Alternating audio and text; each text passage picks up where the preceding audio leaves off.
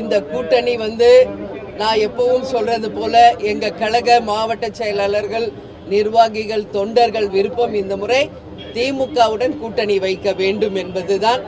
அந்த வகையில் எங்க கழகத்தை சேர்ந்தவர்கள் விரும்பிய இந்த கூட்டணியை கேப்டன் இல்லாத இந்த நேரத்தில் அமைஞ்சிருக்கிறது. கேப்டன் 2016 இந்த கூட்டணி அமைய வேண்டியது. கலைஞர் ஐயா பழம் நழுவி பாலில் விழப்போகுதுன்னு சொன்னாரு.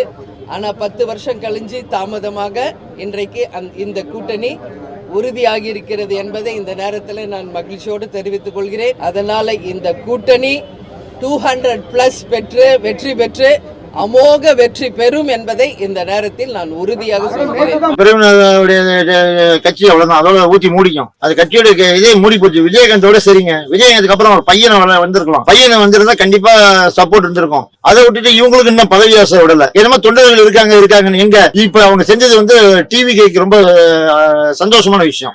இப்ப விஜயகாந்த் ரசிகர்களுக்கும் பிரேமலதா மேடத்துக்கும் நன்றியை தெரிவிச்சுக்கிறேன். ஏன்னா அவங்க டிவி சேர்ந்தாச்சுன்னா அவங்க மட்டும் தான் சேருவாங்க. அவங்கள்ட்ட இருக்கிற தொண்டர்கள் உள்ளுமே எல்லாமே டிவி ஜாயின் பண்ணிடுவாங்க. எல்லாமே விஜய் தான். பிரேமலதா விஜயகாந்த் இல்ல டிஎம்கே அப்படி சொல்லவே இல்லையே. டிஎம்கே அப்படி சொல்லலையே. அதுக்குள்ள இவங்களுக்கு என்ன கான்பிடன்ட், இவங்களுக்கு என்ன கான்பிடன்ட் இருக்கு?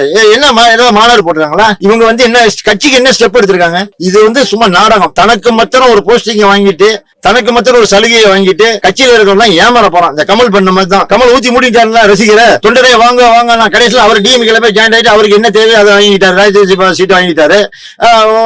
அவருக்காண்டி ஓட்டு போட்டாங்களா? அவங்களுக்கு என்ன குல்பிஎஸ் தான்.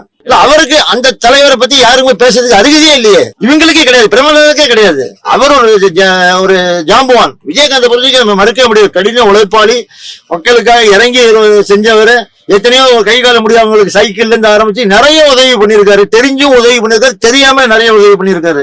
இந்த அம்மா இப்ப நிக்கிறாங்களே 200 தொகுதின்னு, இவங்க எந்த மக்களை போய் பார்த்தாங்க? எந்த மக்களுக்கு இந்த அம்மா என்ன செஞ்சாங்க? ஓடலையே, ஒன்னும் செய்யலையே. ஏதோ விஜயகாந்த் பேரை சமாளிக்கிறதுக்கு மண்டபத்துல சாப்பாடு போட்டுட்டு இருக்காங்க, அவ்வளவுதான்.